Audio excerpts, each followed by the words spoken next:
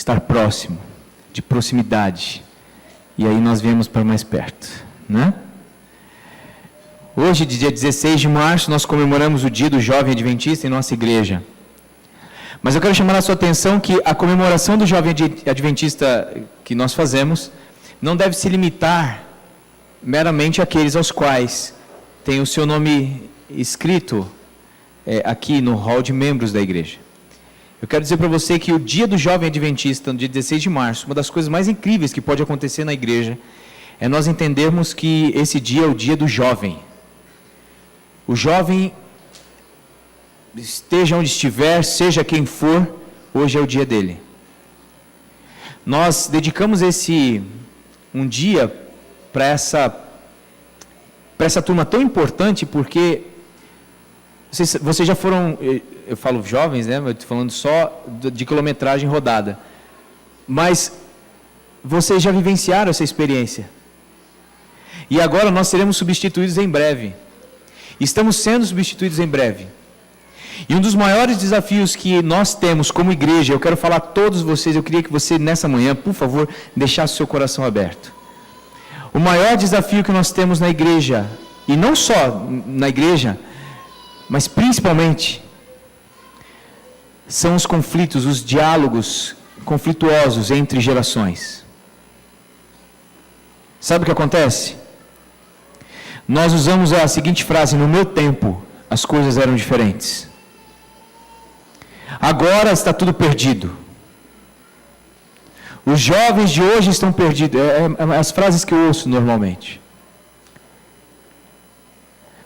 E na realidade essa observação ela está baseada no quê? Numa percepção de geração. A geração que está dando lugar a uma nova tem sérios problemas em dialogar.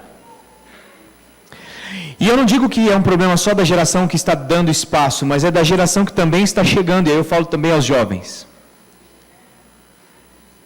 Muitas vezes nós temos uma dificuldade de nos comunicarmos com a geração que está nos dando lugar.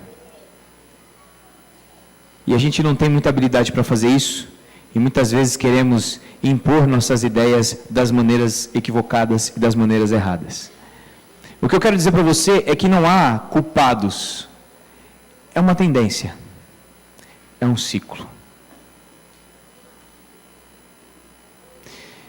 Deixa eu fazer uma pergunta para vocês. O que está acontecendo com o nosso mundo? O que está acontecendo com as pessoas?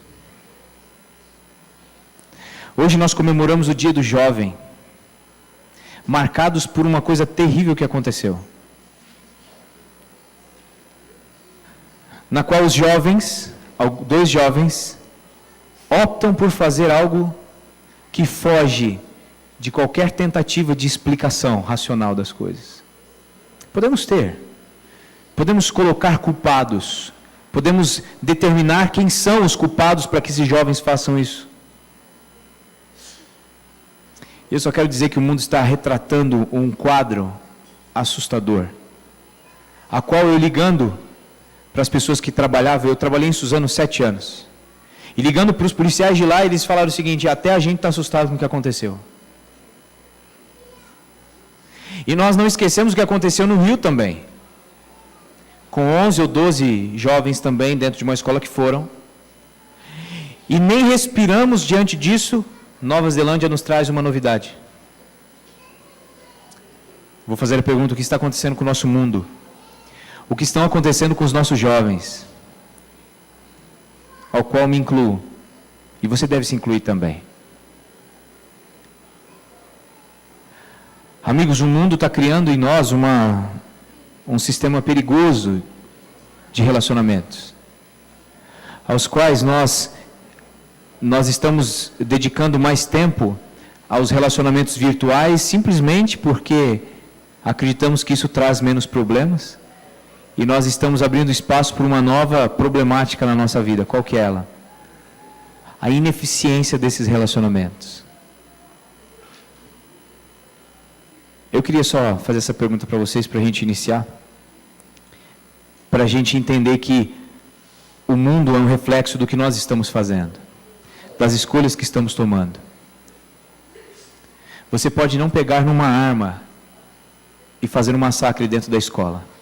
Mas toda vez que eu e você negligenciamos a responsabilidade que temos com aqueles que vão assumir o nosso lugar, nós já estamos fazendo. Indiretamente. Em nossos lares. Certa vez eu fiz uma palestra para pais dizendo o seguinte: frustrem os seus filhos. E a princípio pode ser chocante isso daí. Mas nós estamos vendo jovens, adolescentes que estão vindo, que não conseguem lidar com frustrações da vida.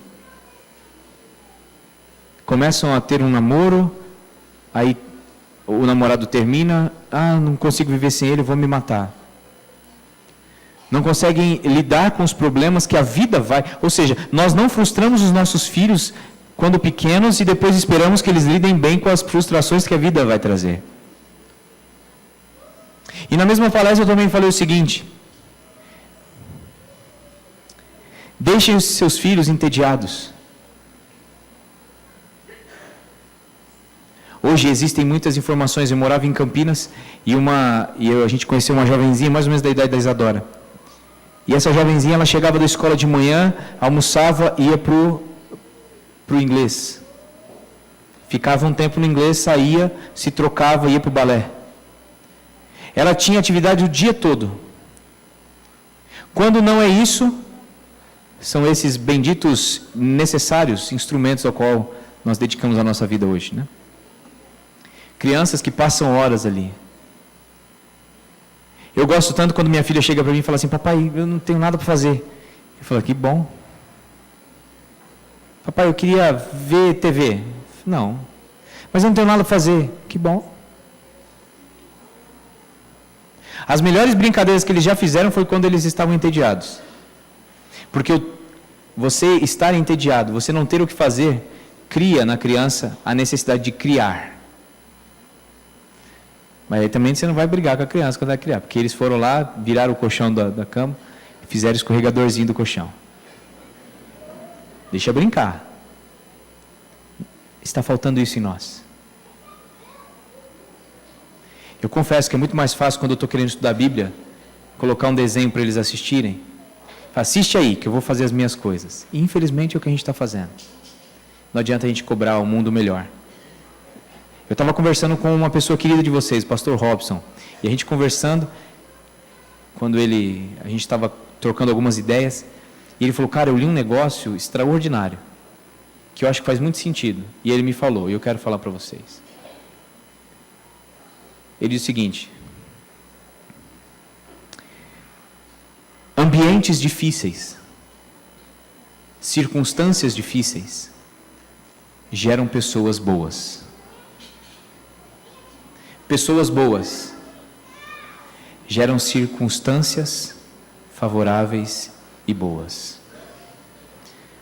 Ambientes favoráveis, circunstâncias favoráveis e boas geram pessoas difíceis. E pessoas difíceis geram ambientes e circunstâncias difíceis. É cíclico, não é? Não há muito o que fazer para fugir de uma realidade ao qual estamos inseridos, a não ser fazer o melhor que nós podemos fazer, com aquilo que nós podemos fazer, para fazer com que o nosso mundo seja, ou obtenha um reflexo diferente. Feche seus olhos comigo, por favor. Querido Deus, mais uma vez, sem nos cansarmos de orar, queremos falar com o Senhor. Abençoa-nos. Em meio a um mundo de caos, de tragédias naturais, e tragédias provocadas por nós mesmos, tristezas, problemas diversos, queremos permitir com que a paz, que excede o entendimento, porque ela não está condicionada a ambientes favoráveis, acampe em nosso coração nessa hora. Que nos ajude a não perdermos a esperança. Que diante dessas problemáticas da vida, nós consigamos, assim como sua filha Jaque mencionou, elevarmos os nossos olhos e manter o foco naquilo que realmente importa. Por esse motivo oramos e pedimos que, ao abrirmos sua palavra, o Senhor fale conosco em nome de Cristo. Amém. Eu queria ler com vocês nessa manhã Então relaxa aí, semana 2019 começou tenso, e talvez a sua semana foi também, eu não sei se você ficou impactado com isso, mas queria que você se soltasse, que você relaxasse, que você respirasse fundo nesse momento, porque a despeito de tudo o que está acontecendo, um dia, a maravilha do que vamos ver vai ofuscar todas essas coisas, tudo vai ficar para trás, tá bom? Você tem esperança nisso? Então diga amém. Eu quero falar, nesse dia dos jovens, sobre um jovem, que é o jovem... Um jovem, falaram que é adventista. Não, ele não tinha o adventista na época ainda, mas eu queria falar sobre um jovem. Esse jovem, ele está num capítulo da Bíblia, qual, lendo, alguns comentaristas dizem que se toda a Bíblia se perdesse e só tivéssemos esse capítulo, nós conseguiríamos entender o plano do Evangelho, da misericórdia e do amor de Deus. Vamos juntos? Lucas, capítulo 15. Abra, por gentileza, ou acesse a sua Bíblia, por gentileza.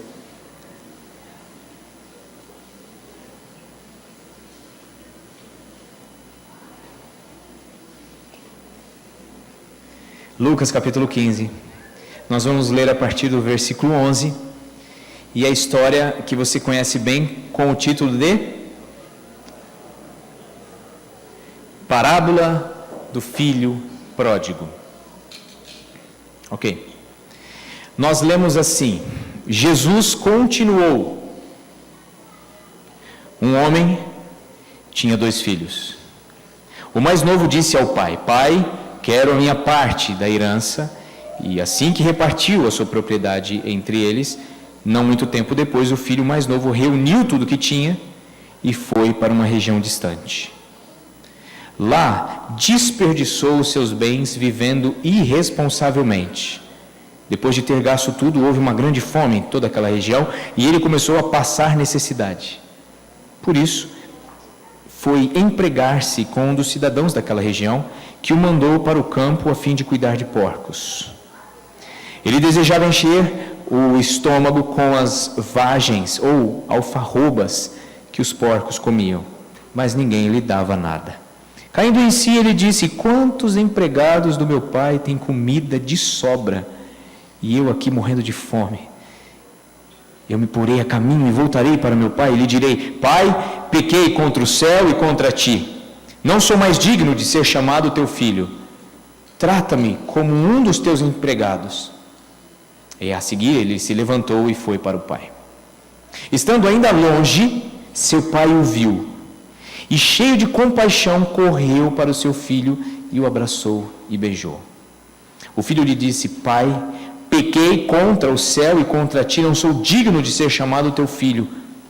Mas o pai disse aos seus servos: Depressa, tragam a melhor roupa e vistam nele, coloquem um anel no seu dedo e calçados em seus pés, tragam um novilho gordo e matem-no. Vamos fazer uma festa e nos alegrar, porque este meu filho estava morto e voltou à vida. Estava perdido e foi achado. E começaram a festejar o seu regresso. Enquanto isso, o filho mais velho estava no campo. Quando se aproximou da casa, ouviu a música e a dança. Chamou um dos servos e perguntou: O que está acontecendo? E ele lhe respondeu: O seu irmão voltou, o seu pai matou um novilho gordo, porque recebeu de volta são e salvo o seu filho. O filho mais velho encheu-se de ira e não quis entrar. Então o pai saiu e insistiu com ele. Mas ele respondeu ao seu pai: Olha, todos esses anos tenho trabalhado como um escravo ao teu serviço e nunca desobedeci às tuas ordens. Mas tu nunca me deste nenhum cabrito para eu festejar com os meus amigos. Mas quando volta para casa esse teu filho, que esbanjou os teus bens com prostitutas, você mata um novilho gordo e entrega para ele? Disse o pai: Meu filho, você está sempre comigo, e tudo o que eu tenho é seu. Mas nós tínhamos que celebrar a volta desse teu irmão e alegrar-nos, porque ele estava morto e voltou à vida, estava perdido e foi achado. Aqui nós entendemos e percebemos a realidade de duas pessoas, na realidade 3 pessoas. Quem são essas pessoas? O pai, o filho mais moço e o filho mais velho. O filho mais moço faz um pedido para o pai. Quero lembrar você que talvez para nós isso não faça muito sentido na nossa realidade hoje, mas o filho mais novo pedir para o pai algo assim era um insulto muito forte. Como que se fazia uma partilha naquela época? O primogênito, o filho mais velho, receberia 2/3 da herança, e o mais novo, 1/3. Numa região e numa cultura patriarcal, o pai tinha proeminência sobre todos. E embora alguns afirmem que ele não poderia dar a sua herança a não ser que tivesse morto, nós temos alguns fragmentos ao longo da história que nos mostra que talvez ele pudesse fazer isso. Vocês lembram de Abraão? Abraão repartindo os seus bens entre os seus filhos, e para Isaac ele dá a maior parte, lembra disso? E aí lá no texto está dizendo o seguinte: repartiu os seus bens com os seus filhos em vida. Abraão não tinha morrido ainda. Baseado nisso, pela manhã eu mencionei o livro de Eclesiástico, que é um livro apócrifo, que menciona o seguinte conselho: não tomem como hábito entregar a herança para os seus filhos enquanto vocês estejam vivos. Isso me mostra que se existia essa recomendação, isso era usual, tinha entrado como um costume, então veio-se essa recomendação. Mas isso deveria partir de quem? Do pai. Aqui a grande problemática é que parte do filho, e quando o filho está dizendo isso para o pai, automaticamente ele está falando o seguinte: pai, morra. Mas eu quero a minha herança.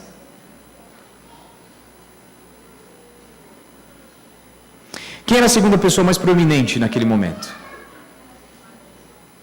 Quem? O irmão mais velho.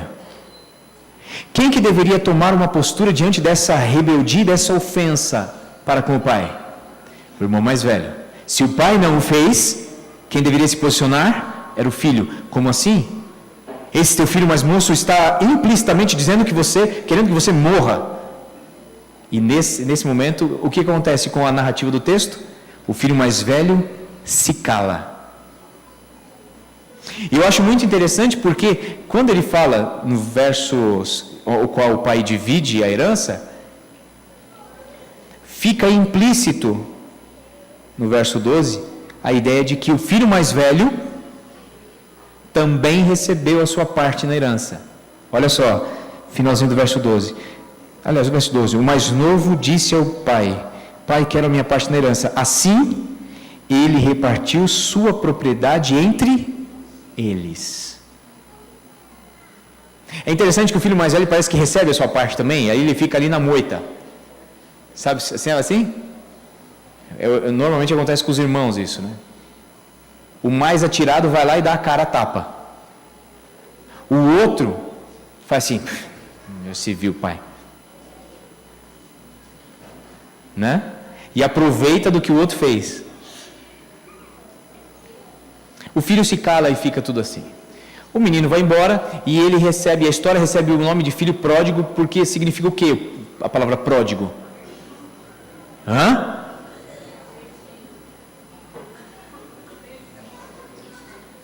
Esquecido? Perdido? Esbanjador, Gastão, é isso mesmo. Gastão. A palavra pródigo significa esbanjador, aquele que gasta. Eu falei de manhã, se seu marido falar assim: minha esposa pródiga, ele não está dizendo prodigiosa, ele está dizendo pródiga. É diferente, são palavras diferentes. Ele está dizendo o seguinte, assim: dá para acessar o cartão de crédito, já está estourando, é isso que ele está dizendo. Filho pródigo, filho de esbanjador, aquele que esbanja. E é interessante que nós, muitas vezes, olhamos para a história, mas se você se tornar empático com a história, você vai ver que é uma situação difícil. O filho, através do seu pedido, ele implicitamente diz o seguinte: pai, que o senhor esteja morto, mas o mais importante é eu ter minha herança. Vai e esbanja tudo. Quando o filho volta, uma coisa que me chama muita atenção: o pai está olhando, vê o filho de longe, E ele quebra uma regra muito clara aos anciãos e às pessoas mais idosas, os homens mais respeitados do Antigo Oriente. O que ele faz? Ele corre. Um ancião, alguém de respeito, não fica correndo por aí. Ele faz as coisas dentro do tempo, porque ele é um homem sábio, né? Lembrando que todo esse processo de correria da nossa vida pode ser caracterizado na Bíblia em alguns momentos como ausência de sabedoria. Porque a pessoa sábia, ela não entra no carro faltando 10 minutos para andar a 140 por hora. Ele sai antes e vai dentro do limite. Ih, amor, falei agora. Minha esposa já olhou para mim assim, tá vendo? A gente prega para a gente também, não é? Quando eu estudo a Bíblia para fazer um sermão, eu estou aprendendo também. E aí o que acontece? Ele sai correndo. O filho vem com um cronograma do que vai dizer. Não é assim que a gente faz quando a gente precisa de alguma coisa do nosso pai? Eu lembro de eu pedindo para meu pai ir a primeira vez no Play Center. Mas eu fiz um texto. Montando o texto eu chorei. Falei, gente, se meu pai não atender esse pedido aqui, ninguém mais atende. Falei, eu já atendi? Fui com o cronograma. O coração de pai, ele tem um ouvido diferente do que o nosso. Aí ele deixou eu ir. Mas o filho veio com o cronograma pronto e falou assim, vou falar para meu pai. Chegou lá no pai, ele abriu o cronograma dele. Só faltava tirar assim o texto aqui, ó, puxar no celular aqui e baixando. Pai, pequei contra o céu. É interessante que na narrativa há uma ruptura nesse processo. Porque a ideia do pai falou assim, não, meu filho, claro que você é digno de ser meu filho, né? O pai amoroso abraça o filho com compaixão, o texto diz isso. Claro que você é digno de ser meu filho, e ele interage com o cronograma, o relato ali do que o filho está dizendo, mas o pai, a narrativa quebra, dizendo o seguinte, o pai nem dá a mínima para o que o filho está fazendo. O que ele faz? O filho está lá falando, ele já vira e fala assim, rápido, busquem uma túnica, uma roupa, sandálias e o anel. O anel. Muito, muito parecido com a ideia de José ganhando o seu anel, ou outros que representam o anel como alguém que tem um certo status em meio à sociedade, vai ter ali a sua assinatura, vai assinar selos e tudo mais. O pai cobre o filho, o qual representava a sua nudez, o pecado. O pecado que surge com Adão, o primeiro pecador, e a primeira pecadora Eva, que após o pecado percebe que estão. E depois o Apocalipse fala assim, bendito aquele que recebe as vestes brancas da justiça de Cristo, porque elas vão cobrir a nossa nudez, o nosso pecado, e o pai faz isso com o filho pecador. E nessa hora, ele pega e coloca o anel, aqui está o anel, aquilo que coloca você como meu filho, você não vai ser servo aqui. Amigos, olha essa situação. Fala para mim de maneira sincera, isso não é injustiça com o filho que ficou esperando? Vamos olhar grosseiramente para o texto. Não é uma injustiça? Você pegar, e às vezes a Bíblia apresenta algumas coisas que aparentemente são injustiças, né? O trabalhador está lá, o último que chega ganha a mesma coisa do que começou a trabalhar lá no início da manhã. Ah, mas a gente está ganhando a mesma coisa, ele chegou depois de mim, o que eu prometi para você está aí. E agora o pai leva o filho. Nesse contexto, ele pega o que o pai tinha reservado ali. Ele manda matar quem? Não é o filho mais velho, ele manda matar quem? O novilho lá, o gordo, né? Não era qualquer um, era o gordo. E normalmente quando você engorda um animal, para que é? Pro abate. E você faz isso prevendo um evento, uma comemoração. Então o pai, a coisa mais linda desse texto é que o pai espera o retorno do filho, e ele tem certeza do retorno do filho, porque ele sabe o seguinte, você não pode fugir do meu amor. Não há onde você possa correr que vai se afastar do meu amor. Pode correr à vontade, mas o meu amor, ele é irresistível. Eu quero dizer para você que o amor de Deus é irresistível, porque o pai nessa história representa o próprio Deus. O meu amor é irresistível, você vai voltar para mim. Ele volta, chega o filho mais velho. O que está pegando aí? Fala para o servo. E o servo fala assim, estão comemorando o seu filho, o seu irmão, sabe lá o seu irmão que estava perdido e tal? O seu pai matou o novilho gordo para ele está festejando. E o filho faz o quê? Fica do lado de fora. O pai agora, da mesma forma que o pai corre em direção ao filho mais novo, o que o pai faz?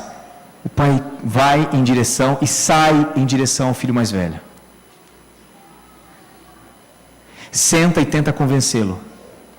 Só que a história, como mencionei também de manhã, quando você lê a história e você vê, vai aqui comigo nesse verso aqui, ó, no verso 24. Pois este meu filho estava morto e voltou à vida, estava perdido e foi achado, e começaram a festejar o seu regresso. Não é um final bonito para a história? O filho voltou, vamos festejar, estamos festejando um final bonito para a história. Se fosse um filme, seria algo sensacional. Se é uma comédia romântica, é um momento em que eles, depois de terem brigado, se reencontraram no meio do caminho e aparece fim, e ali eles estão bonitinhos, a câmera se afasta, e nós não vemos mais o que acontece no pós. A gente não vê mais o que acontece depois que eles se casam, depois que ele acorda com um bafo do lado dela, e assim por diante. Mas aqui é um final lindo para a história, só que a história não termina aí. E quando você chega no final da história do filho, o pai fala as mesmas palavras, só que fica uma incógnita. O filho mais velho entra ou não entra para festejar? Entra. Entra ou não entra? Você vai falar, Diego, não dá para saber, Jesus parou aí na história, a gente não sabe se ele entrou ou se ele não entrou. E eu quero propor que no final a gente chegue a uma conclusão para esse fim. Tá bom? Para isso a gente precisa identificar uma questão aqui. Como que o texto começa no verso 11? Falem comigo. É interessante que eles sabem tudo aqui, gente. Sabem? Eles estão fazendo um sermão comigo aqui, ó. Vocês estavam de manhã, né? Seus... Tem vergonha. Como que fala aí o texto? Como que a primeira palavra que aparece aí no verso 11? Continuou. Quem continua estava fazendo algo, certo? O que vem antes do continuou aí? O que vem antes dessa história do filho pródigo? Dracma perdida. Você lembra da história? Uma mulher perde uma moeda e faz uma festa quando acha. Varre a casa, fica desesperada. Você já perdeu uma moeda e fez isso? Perdeu uma moeda de R$1 e você falou assim, vou limpar a casa inteira, levantar sofá, levantar tudo. Você faz, aí seu marido chega lá, o que você está fazendo, mulher? Fala assim, perdi uma moeda. Sua casa do avesso. Perdi uma moeda.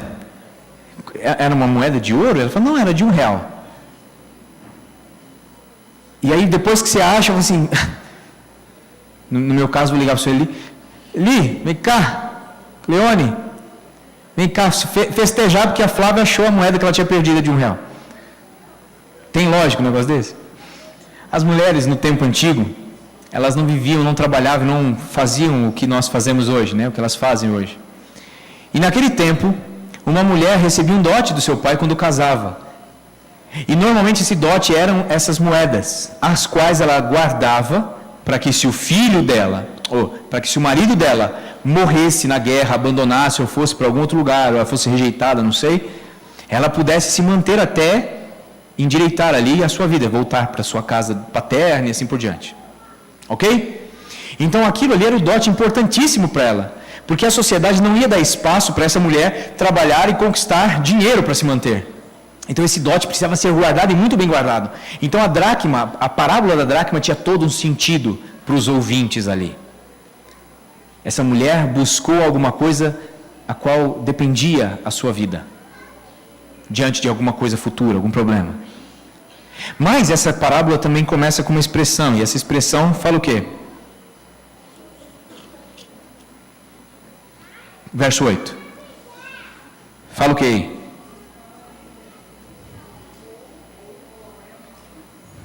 Exatamente. Essa conjunção nos liga a alguma coisa que vem antes, ok? Nos liga o ou, me reporta o que vem antes para que eu saiba o que ele está, né, colocando ali, ou comparando, enfim. E o que vem antes? Qual parábola que vem antes? E na ovelha perdida também. Um pastor, uma ovelha se perde onde? No deserto, certo? E depois ele deixa as 99 e vai em direção àquela que foi perdida. E quando ele volta, ele festeja com seus amigos. Você percebe as similaridades? Olhem comigo. O pastor perde a ovelha se acha, faz uma festa.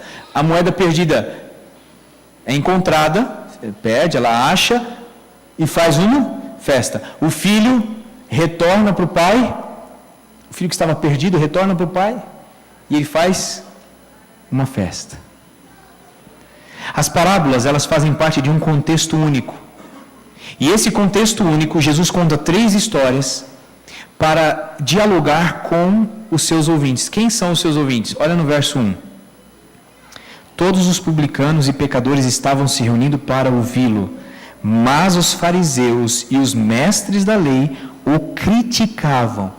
Se você tivesse uma caneta, eu ia pedir para você assim, sublinhar, colocar estrelinhas em cima dessa palavra, o criticavam.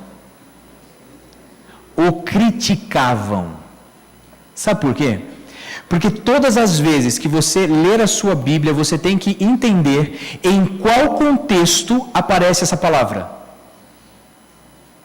Todas as vezes que você se deparar com o texto bíblico, com essa palavra, sublinhe, para que depois você possa, de repente, fazer uma tese de doutorado em cima disso.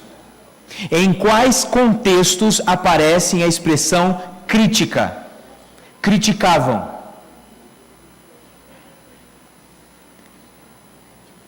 Se você fizer um grande apanhado, você vai perceber que a grande parte dos contextos que aparecem a palavra crítica não são favoráveis aos quais criticam.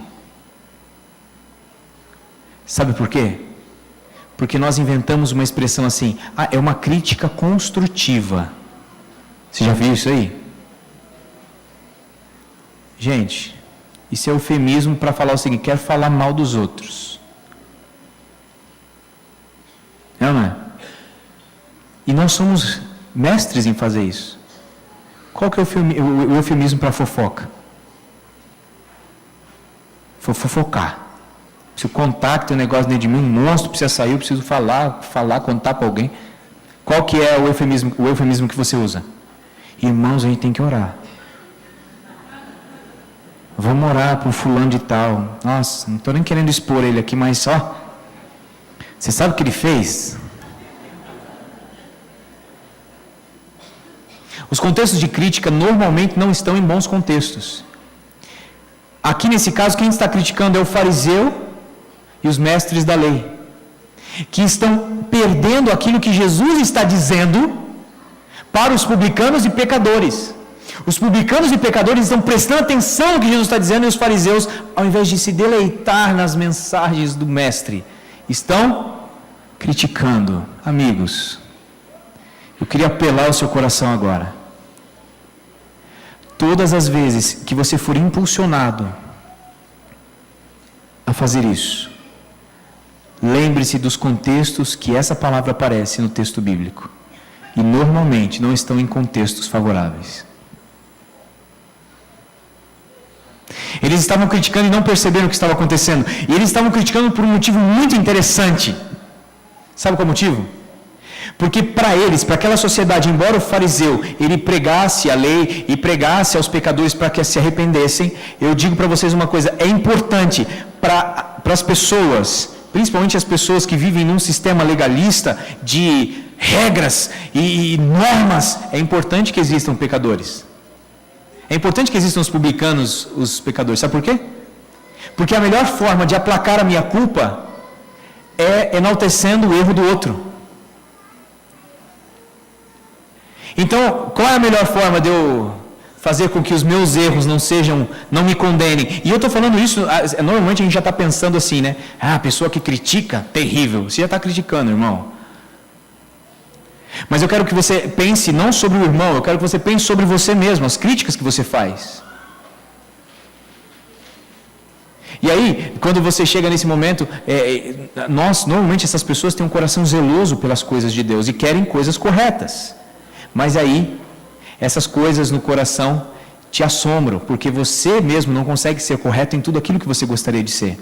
E a melhor forma de você acalentar esse incômodo é você vendo que o outro erra mais que você. Porque aí gera a sensação de que você até que é legal, você até que é bonzinho. Mas o grande segredo da Bíblia, sabe qual que é? é compararmos a nossa vida com Cristo, porque aí a gente vai ver quão miserável a gente é. E quando a gente souber quão miserável a gente vai parar de olhar para o que o outro está fazendo e vai falar assim, eu vou ouvir o que o mestre está dizendo. Entende a ideia aqui? Muito bem. E nesse contexto, que Jesus fala o seguinte, meus caros amigos, vocês estão me criticando por causa disso, deixa eu contar uma história para vocês. Aí conta a história da ovelha, da dracma e do filho pródigo. Um animal, a ovelha no caso, ela foi perdida onde? Onde que ela estava perdida? No deserto, fora do aprisco. A ovelha sabe que está perdida? Uma vez eu vi isso com o professor Rodrigo, achei muito interessante. A ovelha sabe que está perdida? Sim ou não?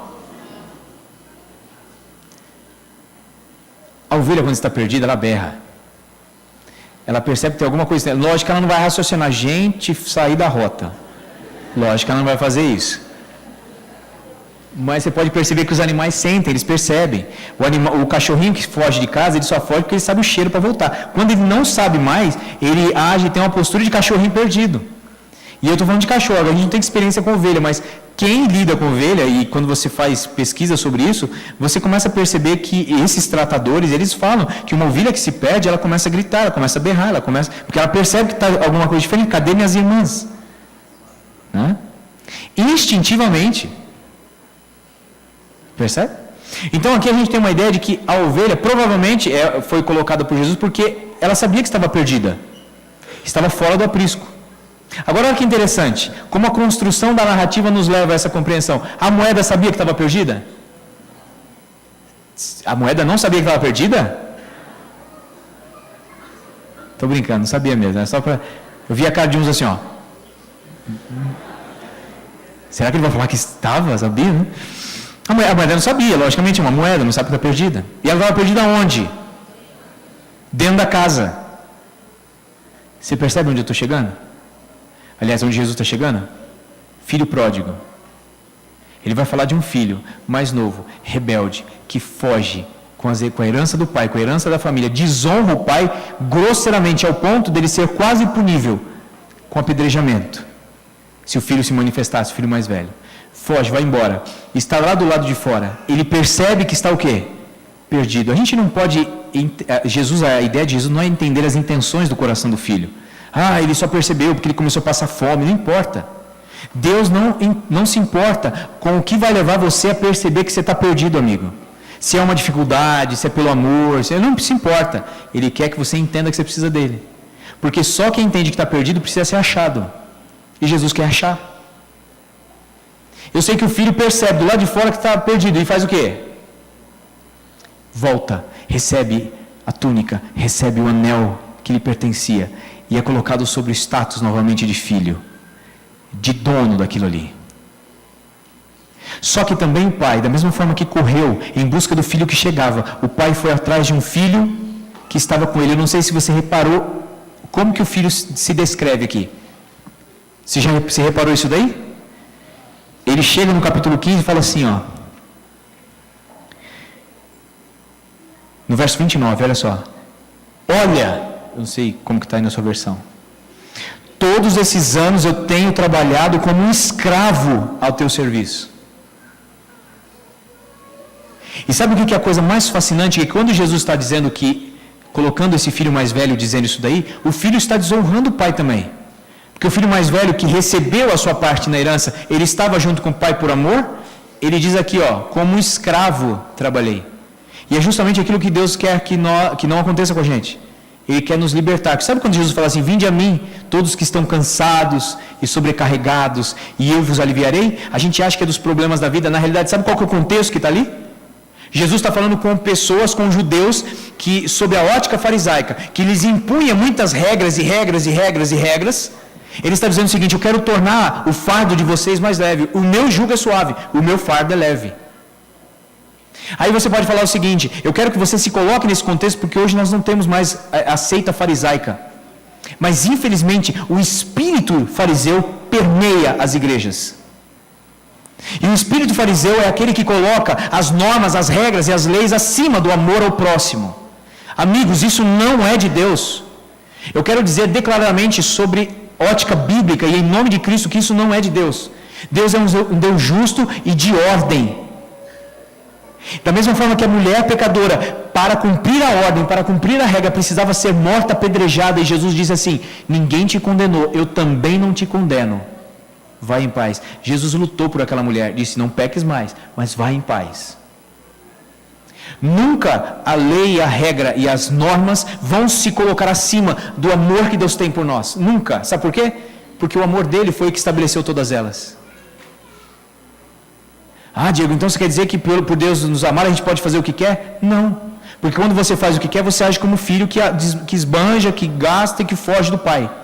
E aí você não está reconhecendo não só as regras, você não está reconhecendo o quê? O amor dele por você.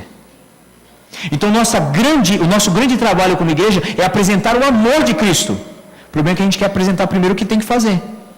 E aí é normal que os jovens cheguem para nós, os adolescentes, e falem assim: pode fazer isso, pode fazer aquilo, pode fazer isso daqui outro. Não é questão do que pode e o que não pode, amigo. Você ama Cristo, você ama Deus. Se você ama Deus, você vai perceber que sua vida ela vai se harmonizar com coisas lindas e maravilhosas que Deus criou para você. E aí o pai vai até o filho diz isso. E em busca do filho, o pai diz o seguinte: era necessário que isso acontecesse, ele estava perdido. E nessa hora ecoa implicitamente a ideia de que o filho que estava com o pai também estava perdido.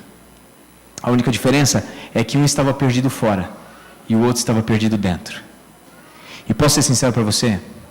Eu não sei o que é mais arriscado. Porque eu acho que a sinceridade de um pecador, que foi um pensamento que eu desenvolvi também de manhã, a sinceridade de um pecador não ofenda tanto a Deus como a hipocrisia de um santo.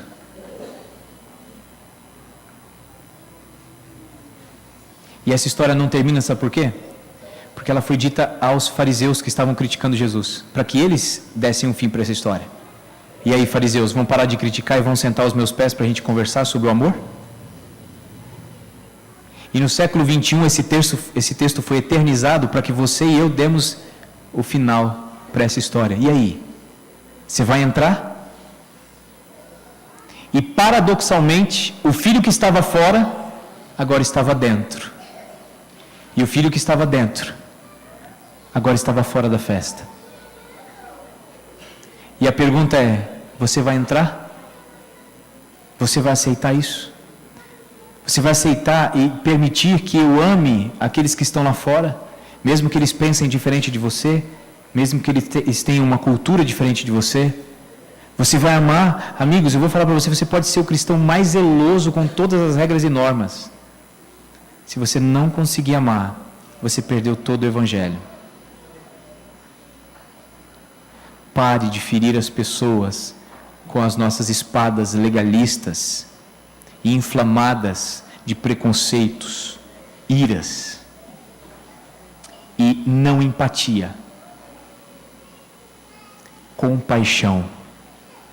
Se isso não mover o seu coração, amigo, talvez você esteja perdido dentro da casa de Deus. Eu sei que é duro isso daí, mas é possível. Me diga uma coisa, qual vai ser o final dessa história? Você vai escrever. Essa história poderia, eu acho que apropriadamente, ela não deveria receber o nome de parábola do filho pródigo. E eu propus aqui de manhã um nome para essa parábola. Parábola do pai que ama os seus filhos.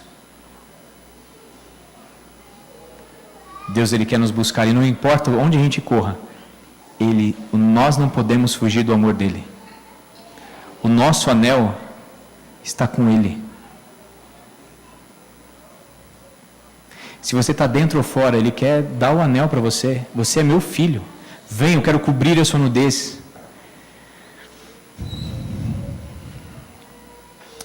Teve um compositor que compôs uma música sobre a ótica do pai que fica. O nome da canção é Canção de Quem Fica. Não sei se você já ouviu. Canção de quem fica. Como seria a expressão do pai que vê o seu filho indo embora e ele fica? Eu queria cantar com vocês, se vocês me permitirem.